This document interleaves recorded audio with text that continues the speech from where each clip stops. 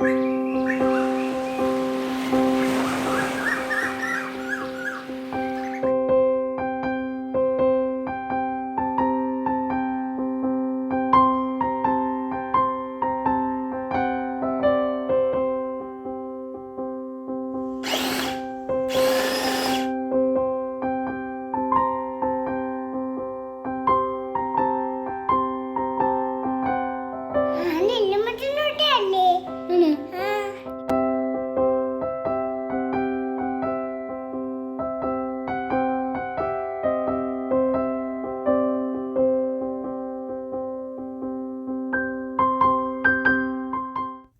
All, welcome back to another long video from the നെറ്റോസ്.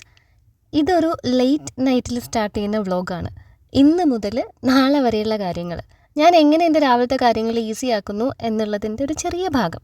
എല്ലാ ദിവസവും ഇങ്ങനെ തന്നെ ആവണമെന്നൊന്നുമില്ല. ചില ദിവസങ്ങളിൽ നല്ല മടിയായിരിക്കും, അപ്പോൾ ഒന്നും പ്രിപ്പയർ ചെയ്യാതെ കിടക്കും. രാവിലെ ഒരു 5 മണിക്കൊക്കെ എണീക്കും. 5:30 5 മണിക്ക് ഞാൻ എണീറ്റിട്ടേ ഇല്ല. അപ്പോൾ ഞാൻ നാളെ ഒരു special kind of pulao and paneer butter മസാലയാണ് പ്ലാൻ ചെയ്യുന്നത് ലഞ്ചിന്. അതിനുള്ള കൈമാരി ഞാൻ അടുപ്പിലേക്ക് ഇട്ടു, ഗ്യാസിലേക്ക് വെച്ചു. ഇത് ഞാനിപ്പോൾ ഒരു 2-3 വാഷ് കഴിഞ്ഞു കേട്ടോ. അങ്ങനെ കളറൊന്നും ഫെയ്ഡ് ആവുന്നതും ഇളകുന്നതും ആയിട്ടൊന്നും എനിക്ക് തോന്നിയിട്ടില്ല.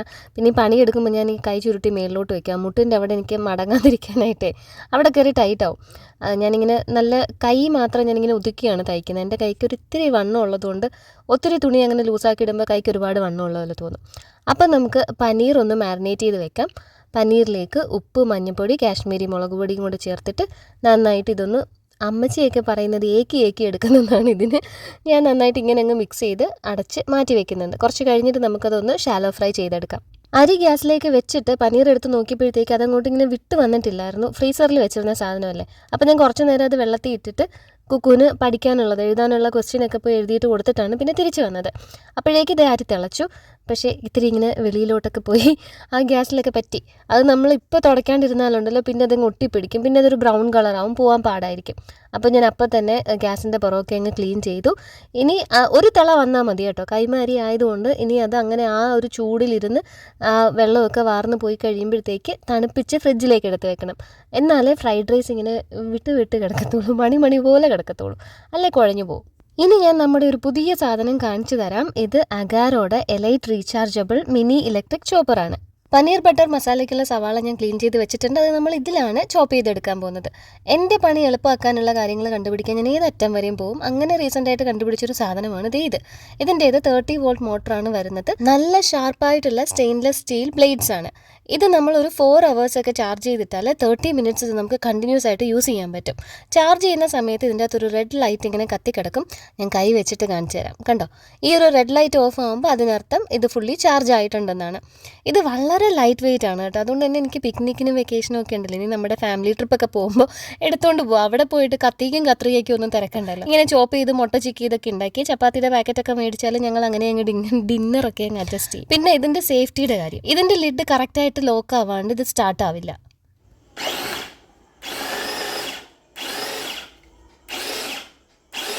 ഇതൊരു 1 touch പുഷ് ബട്ടണിലാണ് വർക്ക് ചെയ്യുന്നത്. ഇനി ഇപ്പോൾ വരും കമൻറ്റ്, ഇതൊക്കെ പ്ലാസ്റ്റിക് ആണ്, കത്തി കൊണ്ട് തടിയിൽ വെച്ചരിഞ്ഞാൽ പോരെന്നൊക്കെ. This is made with 100% BPA free materials and ഇത് നാച്ചുറൽ ഫ്ലേവേഴ്സ് ഒക്കെ അങ്ങനെ തന്നെ പ്രിസർവ് ചെയ്യും.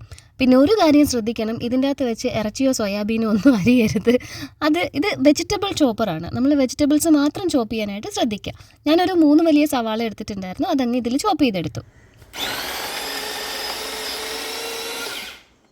നമ്മുടെ ആ സാധാരണ ഉള്ള ചോപ്പറില്ലേ നമ്മൾ ഇതിന് മുൻപേ യൂസ് ചെയ്തുകൊണ്ടിരുന്നത്, അതിൻ്റെ ആണെങ്കിൽ ആ സ്ട്രിങ് നമ്മളിങ്ങനെ ബലപ്പെട്ട് കിടന്ന് ഇങ്ങനെ വലിച്ചുകൊണ്ടിരിക്കണം.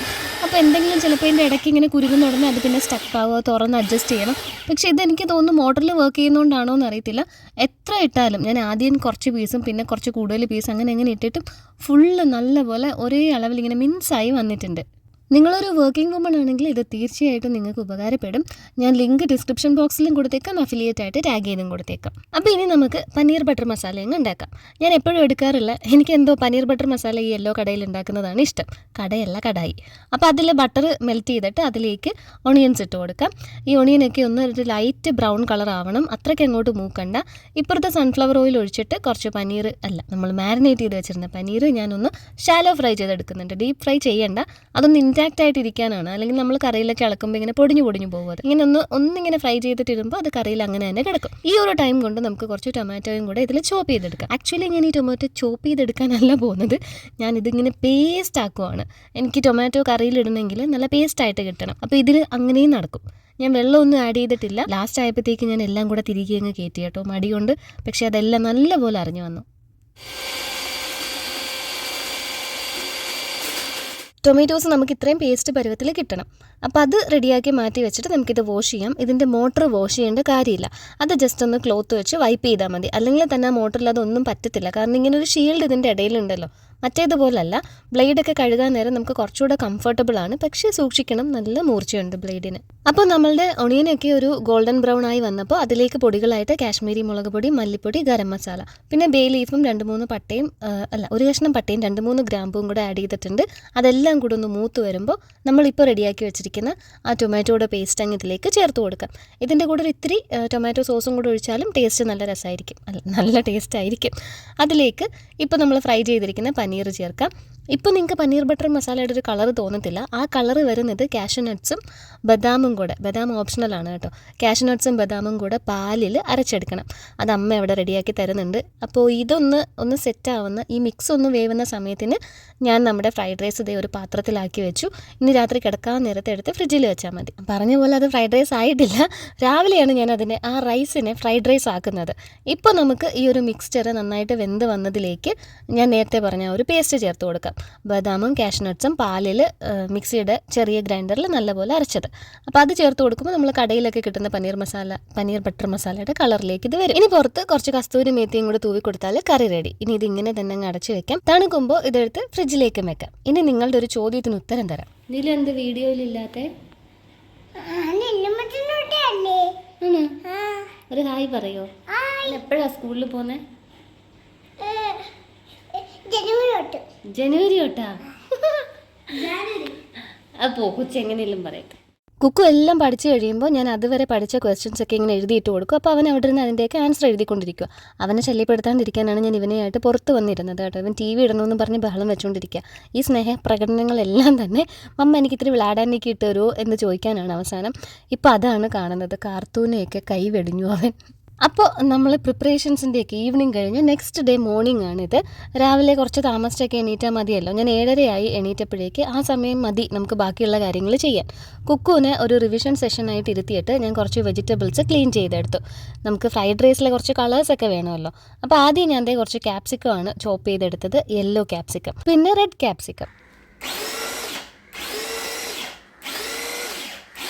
ഇത് നല്ല ചെറിയ ഫൈൻ പീസസ് ആയിട്ട് കിട്ടും. അപ്പോൾ നമുക്ക് ചൈനീസ് റൈസൊക്കെ ഉണ്ടാക്കുമ്പോൾ അടിപൊളിയായിരിക്കും. അങ്ങനെ റെഡ് കളർ റെഡിയായി. ഓറഞ്ച് കളറിനായിട്ട് ഞാൻ ഒരു ക്യാരറ്റാണ് എടുത്തത്. അത് ഞാൻ അത്യാവശ്യം വലിയ കഷ്ണങ്ങളാക്കി തന്നെയാണ് മുറിച്ചിട്ടത്. പക്ഷേ അതേ സൈസിൽ അരിഞ്ഞ് വന്നിട്ടുണ്ട്. ഇനി നമുക്ക് കുറച്ച് ഗ്രീൻ കളറും കൂടെ വേണമല്ലോ. ഞാൻ 2-3 അമരം പയറും അച്ചിങ്ങ പയറും ഒക്കെ കൂടെ ഒരു നമ്മൾ മെഴുക്ക് പുരട്ടിക്കൊക്കെ അരിയുന്ന ആ ഒരു സൈസിൽ ചോപ്പ് ചെയ്ത് ഇതിൻ്റെ അകത്ത് ഇട്ടിട്ടുണ്ട്. അതെന്തേ ഇതുപോലെ എല്ലാം കണ്ടില്ലേ, ഒരേ അളവിൽ അത്തക്കളർ ഇടാൻ തോന്നുന്നു.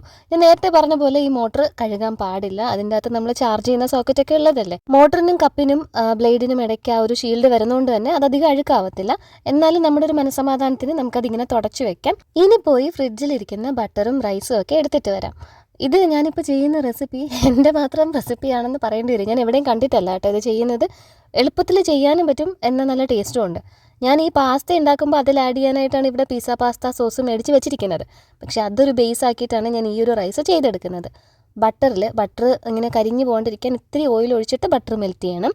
അതിലേക്ക് ഇപ്പോൾ നമ്മൾ ഈ ചോപ്പ് ചെയ്ത വെജിറ്റബിൾസ് എല്ലാം തന്നെ ഇടാം. അത് പെട്ടെന്ന് വെന്ത് വന്നോളും, അത്ര ഫൈനായിട്ട് ചോപ്പ് ചെയ്തിരിക്കുകയല്ലേ. എന്നിട്ട് പിസ്സ പാസ്ത സോസ് കുറച്ചിട്ട് കൊടുക്കാം. വേറെ മസാലകളൊന്നും ചേർക്കേണ്ട. ഒരു ഇത്തിരി പെപ്പർ പൗഡർ, അല്പം ഉപ്പ്, പിന്നെ ഇതിലോട്ട് സോയാ സോസ് ഉണ്ടെങ്കിൽ ചേർത്ത് കൊടുക്കുക. ഇവിടെ സോയാ സോസ് കഴിഞ്ഞു, ഇനി മേടിക്കണം. ടൊമാറ്റോ സോസ് മാത്രമേ ഉണ്ടായിരുന്നുള്ളൂ, അത് ആഡ് ചെയ്ത് കൊടുത്തിട്ടുണ്ട്. ചില്ലി സോസൊക്കെ വേണമെങ്കിൽ ചേർക്കാം കേട്ടോ. ഇതിനെ ഒരു ചൈനീസ് മോഡലാക്കാനാണ് എൻ്റെ ശ്രമം. ഏതാണ്ട് ടേസ്റ്റ് അതുപോലെ വരും കേട്ടോ, ഈ ക്യാപ്സിക്കവും സോസും ഒക്കെ കൂടെ ആയിട്ട്. അപ്പോൾ നമ്മുടെ റൈസും കൂടെ തട്ടിയിട്ട് നന്നായിട്ടൊന്ന് ഇളക്കി അടിയിൽ പിടിക്കും പെട്ടെന്ന്, കാരണം ഇതിൽ അത്രയും വെള്ളമില്ലല്ലോ. ഒന്ന് മൊരിച്ച് ചൂടാക്കി എടുത്തിട്ട് അടച്ച് വയ്ക്കാം. അപ്പോൾ രാവിലത്തെ എൻ്റെ പണികൾ ഓൾമോസ്റ്റ് കഴിഞ്ഞു. ബ്രേക്ക്ഫാസ്റ്റിന് ഇന്നലത്തെ ഒരു ചപ്പാത്തി ബാക്കി ഇരിപ്പുണ്ട്, ഞാൻ അത് കഴിക്കും. കുക്കു സാറിന് ഫ്രൂട്ട് ലൂപ്സ് മതി എന്ന് പറഞ്ഞിട്ടുണ്ട്. പാല് ഇന്നലെ വൈകുന്നേരം കാച്ചിയതിൻ്റെ ബാക്കി ഫ്രിഡ്ജിൽ ഞാൻ ഈ കുപ്പിയിലെടുത്ത് വെച്ചതാണ്. അപ്പോൾ ഇപ്പോൾ അതങ്ങ് നമുക്ക് അവനിൽ വെച്ച് ചൂടാക്കി എടുത്താൽ മതി. പാല് കാച്ചിയെടുക്കേണ്ട കാര്യമില്ല. അവന് കുറച്ച് ഫ്രൂട്ട് ലൂപ്സ് എടുത്തിട്ട് അതിലേക്ക് പാലിൻ്റെ പകുതി ഒഴിച്ചു. ബാക്കി നിലുവിൻ്റെ കുപ്പിയിൽ ഒഴിക്കാം. പാൽ ഇത്തിരി ഇരിപ്പുള്ളൂ, അല്ലെങ്കിൽ ഇനിയിപ്പോൾ മേടിക്കണം. അപ്പോൾ ഇപ്പോൾ അവനെ ഇനി കടയിലോട്ട് പറഞ്ഞു വിടാനായിട്ട് എനിക്ക് തോന്നുന്നില്ല. ഈ ഫ്രൂട്ട് ലൂപ്സ് ആളെടുത്ത് കഴിച്ച് കഴിയുമ്പോൾ അതിൽ തന്നെ ബാക്കി പാലുണ്ടാവും കുടിക്കാനായിട്ട്. അത് നിലുവിനാണെന്ന് അറിയാതെയാണ് അവൻ ടേബിളിലോട്ട് എടുത്തുകൊണ്ട് പോയത്. പിന്നെ അവൻ തന്നെ അവിടെ നിന്ന് പറഞ്ഞു കേട്ടോ, എനിക്ക് പാൽ കുടിക്കാൻ പറ്റത്തില്ല, ഇതിൽ ഒത്തിരി പാലുണ്ടെന്ന്. അപ്പോൾ അത് പിന്നെ ഞാൻ വന്ന് നിലുവിൻ്റെ കുപ്പിയിൽ ഒഴിച്ചു. അപ്പോൾ ബോട്ടിൽ സ്റ്റെറിലൈസ് ചെയ്യുന്നതിൻ്റെ കൂടെ തന്നെ ഞാൻ എൻ്റെ കോഫിയും കൂടെ സെറ്റ് ചെയ്തെടുത്തു. ഞാൻ ഇട്ടിരിക്കുന്ന ടോപ്പിൻ്റെ ലിങ്കും കൂടെ ഒക്കെ ഞാൻ ആഡ് ചെയ്ത് കൊടുത്തേക്കാം. പിന്നെ നമ്മുടെ ചോപ്പറിൻ്റെ കാര്യം മറക്കണ്ട. നിങ്ങളൊരു വർക്കിംഗ് വുമൺ ആണെങ്കിൽ നിങ്ങൾക്കതൊരു ബ്ലെസ്സിങ് ആവും.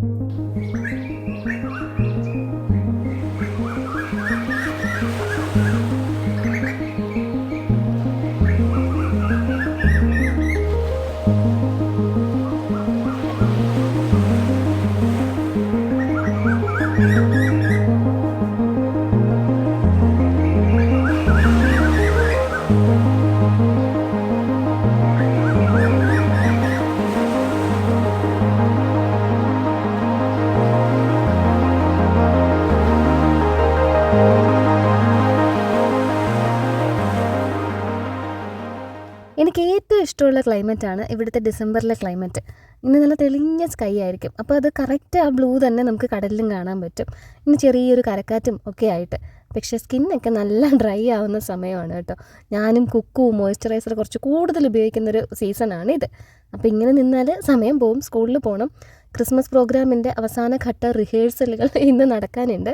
മൺഡേയാണ് നമ്മുടെ ക്രിസ്മസ് സെലിബ്രേഷനും സ്കൂൾ ക്ലോസ് ചെയ്യുന്നതുമൊക്കെ മൺഡേയാണ്. കുക്കുവിന് ഇന്നത്തോടെ സബ്ജക്റ്റിൻ്റെ എക്സാമൊക്കെ തീരും. മൺഡേ കോൺവെർസേഷൻ മാത്രം. അപ്പോൾ ഈ ഒരു ചടങ്ങ് ഇനി ഇന്നും കൂടിയേ ഉള്ളൂ. എഴുതിയതെല്ലാം ഇന്ന് രാവിലെ തെറ്റിച്ച 2-3 ക്വസ്റ്റ്യൻസിൻ്റെ ആൻസേഴ്സ് ഞാൻ ഇങ്ങനെ ഒന്ന് ചോദിക്കും. ഈ ക്വസ്റ്റ്യൻ എന്നല്ല കേട്ടോ പറയേണ്ടത്, ക്വസ്റ്റ്യൻ എന്നാണ് പറയേണ്ടത്. ഞാൻ എന്നെ തന്നെ ഇങ്ങനെ തിരുത്തി പഠിപ്പിച്ചുകൊണ്ടിരിക്കുക. അപ്പം in case if that helps. ഞങ്ങളുടെ 2 പേരുടെയും ബ്രേക്ക്ഫാസ്റ്റ് ഒക്കെ കഴിഞ്ഞു. അമ്മയ്ക്ക് ഇന്ന് ഒരു സ്ഥലം വരെ പോകണം. അപ്പോൾ രാവിലെ അമ്മ ഫ്രീ ആയിരിക്കത്തില്ല. അതുകൊണ്ട് തന്നെ മേളിൽ കിടക്കുന്ന ഉണ്ണീശോനെ നമുക്കെടുത്ത് ലില്ലിയമ്മച്ചി എടുത്ത് കൊണ്ട് ഏൽപ്പിക്കാം. ലില്ലിയമ്മച്ചി എൻ്റെ ഗ്രാൻഡ് മദറാണ്. ഈ വീടിന് തൊട്ടപ്പുറത്തായിട്ടൊരു പറമ്പുണ്ട്, അത് കഴിഞ്ഞാണ് എൻ്റെ വീട്. അപ്പോൾ നമുക്ക് അവിടെ കൊണ്ടുപോയി നിലുവിനെ കിടത്താം. ഉറക്കം അഭിനയിക്കുന്നതാണ്. ഞാൻ എടുത്തപ്പോൾ തന്നെ ആൾ എണീറ്റിരുന്നു. നല്ല വെയിലുണ്ട് ക്ലൈമറ്റ്. നിങ്ങൾക്കതിപ്പോൾ കാണുമ്പോൾ മനസ്സിലാവും. സ്ക്രീനൊക്കെ നല്ല വെട്ടമുള്ളത് അത്രയും വെയിലുള്ളതുകൊണ്ട്. അപ്പോൾ അങ്ങനെ അവനെ എടുത്തുകൊണ്ട് വന്നു കഴിഞ്ഞാൽ അവൻ്റെ മുഖത്ത് വെയിലടിക്കുന്നു. അപ്പോൾ ഞാൻ പതുക്കെ ഇങ്ങനെ തോളിലോട്ട് കിടത്തി. എന്നിട്ട് ഞങ്ങൾ മന്ദം ദേ ലില്ലിയംസിൻ്റെ വീട്ടിലേക്ക് നടക്കുകയാണ്. അമ്മച്ചി അവിടെ രാവിലെ തന്നെ എണീറ്റ് നിന്ന് നോക്കുന്നുണ്ട്. ഞങ്ങൾ വരുന്നത് കണ്ടപ്പോഴേ ഇറങ്ങി വന്നു. കൊച്ചു ഉറങ്ങുവാണോ, എണീറ്റിരിക്കുവാണോ, പാല് തണുത്തിരിക്കുവാണോ, ഞാൻ പാല് തിളപ്പിച്ചാണോ വെച്ചിരിക്കുന്നതെന്നൊക്കെ ചോദിച്ചിട്ട്. കാരണം കണ്ണ് തുറന്ന് അപ്പോഴേ അവൻ പാല് ചോദിക്കും കേട്ടോ. അവിടെ കൊണ്ട് കിടത്തി കഴിഞ്ഞപ്പോഴത്തേക്ക് കരച്ചിൽ തുടങ്ങി. ക്രിസ്മസ് കഴിഞ്ഞു, ജനുവരി ആയി അത്ര. ഇന്നൊട്ട് സ്കൂളിൽ വരണം ഞങ്ങളുടെ കൂടെ. പിന്നെ ഒരുവിധം പറഞ്ഞ് സമാധാനിപ്പിച്ച് അവസാനം പിണങ്ങി. പിന്നെ ഞങ്ങളെ തിരിഞ്ഞ് നോക്കുന്നില്ല. എനിക്ക് ടാറ്റയും ഇല്ല, ഉമ്മയും ഒന്നുമില്ല. അങ്ങനെ തന്നെ കിടക്കുവാക്കാമെന്ന്. ആ ഗ്യാപ്പിന് ഞങ്ങൾ അവിടെ നിന്ന് ഇറങ്ങി. നമുക്ക് സമയത്തിന് സ്കൂളിലെത്തണമല്ലോ. കടൽ ഇത് ഇങ്ങനെയാണ് കിടക്കുന്നത് ക്രിസ്മസിന്. അതുകൊണ്ടാണ് ക്രിസ്മസിൻ്റെ ഞങ്ങൾ എല്ലാവരും ഒരു 10-11 മണിയാകുമ്പോൾ കടലിൽ കിടക്കുന്നത്. അത് ഞാൻ ക്രിസ്മസ് വീഡിയോയിൽ കാണിച്ചു തരാം. മൊത്തത്തിൽ ഞങ്ങൾ നാട്ടുകാരുടെ എല്ലാവരുടെയും വക ഒരു കടലിൽ കുളിയുണ്ട് ഇവിടെ. എന്നിട്ട് ഇന്നിപ്പോൾ ഗേറ്റ് അടയ്ക്കാൻ അമ്മയില്ലാത്തതുകൊണ്ട് കുക്കു തന്നെ ഗേറ്റ് അടച്ചു. ഞങ്ങൾ നേരെ സ്കൂളിലേക്ക്. പുൽക്കൂടിനുള്ള ആൾക്കാരെയൊക്കെ സെറ്റ് ചെയ്ത് ഏഞ്ചൽസിനുള്ള ഡാൻസ് പഠിപ്പിച്ചു. പിന്നെ ഒരു ചെറിയൊരു പ്രെയർ ഡാൻസ് ഉണ്ട്, അതിൻ്റെയും ഫൈനൽ റിഹേഴ്സലൊക്കെ കഴിഞ്ഞു. അത് കഴിഞ്ഞ് 2 പാട്ടുണ്ട്. കുക്കു സാറിൻ്റെ ക്ലാസ്സും 3rd സ്റ്റാൻഡേർഡും 4th സ്റ്റാൻഡേർഡും ഓരോ പാട്ട് വീതം പാടുന്നുണ്ട്. ഞാൻ ഇത്തിരി ഷേക്ക് ചെയ്യാൻ പറഞ്ഞപ്പോൾ ഒരുത്തൻ ഷേക്ക് ചെയ്യുന്നുണ്ടോ, എനിക്കത് കണ്ടിട്ട് ചിരി സഹിക്കാൻ വയ്യായിരുന്നു. ഇവരുടെ മുഖത്ത് നോക്കിയാലേ നമുക്ക് ദേഷിക്കാനും തോന്നത്തില്ല. എന്തൊരു കഷ്ടമാണെന്നറിയാമോ. അങ്ങനെ പ്രാക്ടീസൊക്കെ കഴിഞ്ഞ് നല്ല ക്ഷീണം ഉണ്ടായിരുന്നു. ഒറ്റ ചപ്പാത്തിയല്ലേ രാവിലെ കഴിച്ചിട്ടുള്ളൂ, അതും ജാം തേച്ചിട്ട്.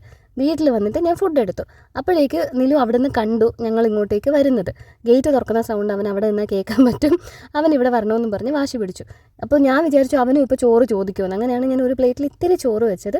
പക്ഷേ വന്ന ഉടനെ പറഞ്ഞു ഞാൻ ചോറും മീൻകറിയും ഒക്കെ ആയിട്ട് കഴിച്ചു, എനിക്കിതൊന്നും വേണ്ടാന്ന്. അല്ലെങ്കിൽ അവൻ ഈ ബിരിയാണിയും മന്തിയും ഫ്രൈഡ് റൈസും ഒന്നും കഴിക്കത്തില്ല. അവന് ലില്ലിയംച്ചിയുടെ ചോറും മീൻകറിയാണ് ഇഷ്ടം. എന്നിട്ട് ഞങ്ങൾ എല്ലാവരും കൂടെ തീർന്ന് ലഞ്ച് കഴിച്ചു. ഇനി വേണം കിടന്നൊന്ന് ഉറങ്ങാൻ. പരീക്ഷയൊക്കെ തീർന്നല്ലോ. സപ്പോർട്ട് ചെയ്യുന്ന എല്ലാവർക്കും ഒരുപാട് താങ്ക്സ് ഉണ്ട്. അടുത്ത വീഡിയോയിൽ കാണാം. ബൈ.